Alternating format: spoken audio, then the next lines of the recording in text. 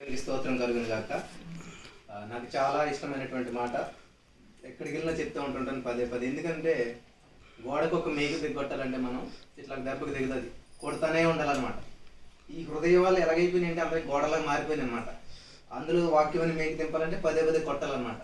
అందుకని నేను ఏం చేస్తానంటే పదే పదే చెప్తాను. ఎప్పుడు ఏ చెప్తారు అనుకుంటారో ఏమనుకుంటారు నాకు అనవసరం. కానీ ఎఫ్ఎస్సి 1:3 ఏమని ఉంటుందంటే, మన ప్రభువైన యేసుక్రీస్తు తండ్రి యొక్క దేవుడు స్తుతింపబడును గాక, ఆయన క్రీస్తునందు పరలోక విషయములలో ఆత్మ సంబంధమైన ప్రతి ఆశీర్వాదమును అనుగ్రహించెను. స్తోత్రం దేవా. సర్వోన్నత ఈ సమయంలో మరి యొక్క కుటుంబాన్ని జ్ఞాపకం చేసుకుని ఈ వాక్యం ద్వారా ప్రతి వారు విని బలపడే కృప చూపించమని యేసు నామములో ప్రార్థించిన మేము పొందుకునేనాం తండ్రి, ఆమేన్. ఖచ్చితంగా మన ప్రార్థన ఎలా ఉంటుంది? నన్ను దీవించదేవా, నన్ను ఆశీర్వదించదేవా, మా బిడ్డను దీవించదేవా, మా బిడ్డను ఆశీర్వదించదేవా. ఫ్యూచర్ టెన్స్ ఇక్కడ ఏముంది? ఇక్కడ పాస్ట్ టెన్స్లో ఉంది. ఏముందంటే ప్రతి ఆశీర్వాదము మనకు అనుగ్రహించబడెను, అనుగ్రహించేను, అనుగ్రహించేసాడు. పాస్ట్ టెన్స్లో ఉన్నది. ఇప్పుడు సిస్టరు ఎవరో మన సిరీస్ సిస్టర్ కదా, సిరీస్ సిస్టర్ ఇంట్లో మీటింగ్ పెడతామంటే ఎవరంటారు? ఇప్పుడే కదా పెట్టారంటారు కదా. పెట్టేసాను, ఆల్రెడీ అయిపోయింది. మళ్ళీ అక్కడ మీటింగ్ పెడతామా? పెట్టాం, ఇంపాసిబుల్, అయిపోయింది అది. అలాగే ఇక్కడ ఏం చేయాలి మనం? ఆత్మ సంబంధమైనటువంటి ఆశీర్వాదం అంటే పిల్ల ఆత్మ సంబంధం కదా, పుట్టుక ఆత్మ సంబంధం కదా. ఎవరైనా పిల్లలు పుట్టాడు అనుకోండి, ఏమంటారు? God blessed with a baby girl లేకపోతే బేబీ బాయ్ అంటారు. అంటే ఏంటి? అది బ్లెస్సింగే. సో పెళ్ళి అయినా ఇల్లు అయినా ఏదైనా కూడా ఒక బ్లెస్సింగ్. ఎప్పుడు వస్తుంది? ఇది ఆత్మలోకంలో ముందే జరిగిపోతుంది. ఇది మనం గ్రహించకుండా మన ఆత్మానుసారంగా ఉండాలి. ప్రార్థన కానీ ఆలోచన కానీ ప్రతిదీ ఆత్మానుసారంగా ఉన్న, శరీరానుసారంగా. నాకు పెళ్లి మ్యాచెస్లు వస్తున్నాయి కానీ అన్ని క్యాన్సిల్ అయిపోతున్నాయి, నాకు ఉద్యోగం వస్తుంది కానీ ప్రతి ఇంటర్వ్యూ క్యాన్సిల్ అయిపోతుంది, లేకపోతే నాకు ఏదో ఆరోగ్య విషయంలో తగ్గినట్టు నేను మళ్ళీ వచ్చేస్తుంది. ఇలాగా ఎప్పుడు కూడా ఇదే చూస్తున్నాం. కానీ ఆ పైన అబౌవ్ అంటారనమాట.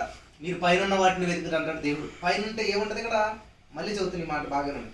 మన ప్రభువైన యేసుక్రీస్తు యొక్క తండ్రి యొక్క దేవుడు స్తుతింపబడును గాక. ఇది మా కాన్సన్ట్రేషన్ అంతా. ఫస్ట్ స్తుతి చేయాలి.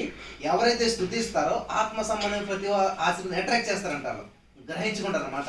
ఇప్పుడు ఇంట్లోకి రావాలంటే ఖచ్చితంగా తాళం ఉండాలి. ఇప్పుడు ఇల్లు వెళ్తే కానీ లోపలికి రావాలంటే తాళం లేకపోతే ఏం చేయలేదు. ఈ తాళం ఏంటంటే స్తుతించడం అన్నమాట, థ్యాంక్స్ గివింగ్ అనమాట. Thanks giving. పెళ్ళి అవ్వలేదు కానీ అయినట్టు చెప్పాలి.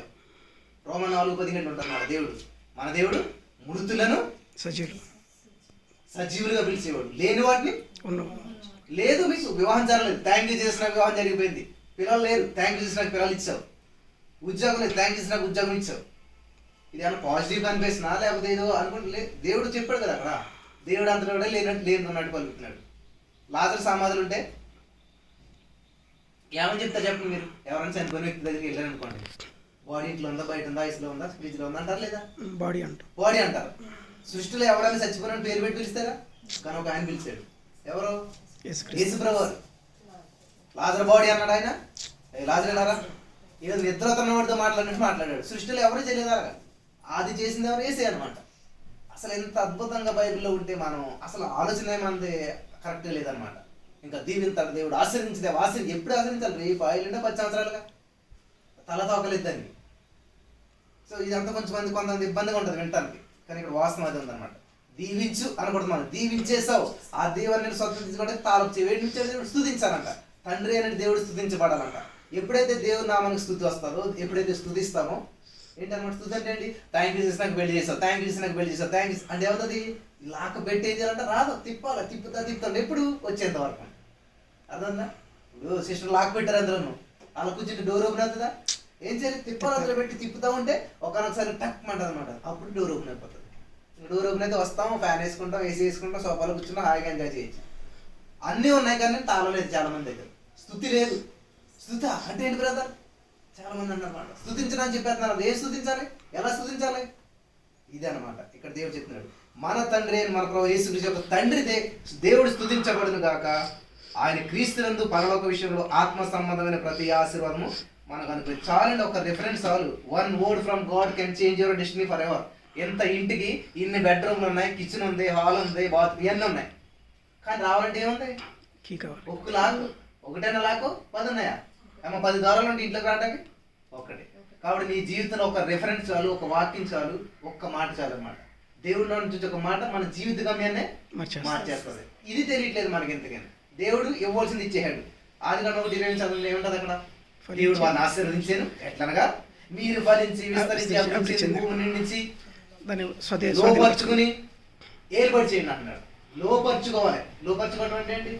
నాకు లోపడంటే లోపడుతుంది. అది యుద్ధం చేయాలి, పోరాటం చేయాలి, ధైర్యం ఉండాలి. అమ్మో అని భయపడితే మనం భయపడుతున్నట్టు తెలిసరే. ఈరోజు మనిషి ఏలుగు నెక్కుతున్నాడు. ఏలుగు ఎంత ఉంటుంది, మనిషి ఎంత ఉంటాడు? ఇట్లా అంటే ఎట్లా అట్లా చిన్న కర్రతో ఆడించేస్తున్నాడు, సింహాన్ని ఆడించున్నాడు. ఎక్కడ వచ్చింది అంటున్నాడు? ఎలా వచ్చింది?